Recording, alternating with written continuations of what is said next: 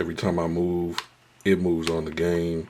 I can aim in. What's good? YXL here, and in this video I'm going to be showing you exactly how to connect your Xbox controller to your iPhone. This also works with Android as well, so it's very simple, very easy. This way you can go ahead and play games that allow your controller to be used that are installed on your phone.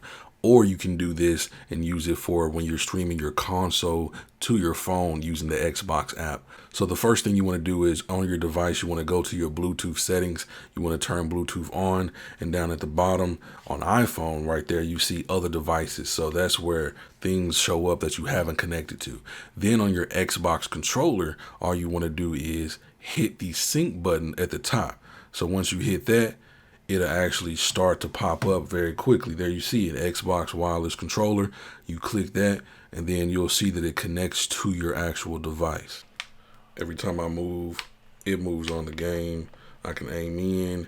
It's very responsive also because it's Bluetooth. It's not supposed to be, super laggy. This is how we normally play when we're on the console. So it's awesome. I love this. It's great. And let's see if I can do something cool for you real quick. Get a little elimination.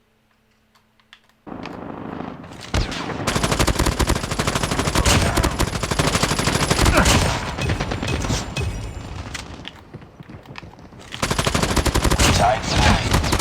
This is close. Fight harder. Enemy! UAV recon ready for deployment. Lost the lead. Care package awaiting orders.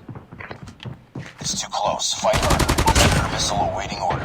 If this video helped you out, please slam the like button, subscribe to the channel if you're new, and I'll see you all in the next one. Peace.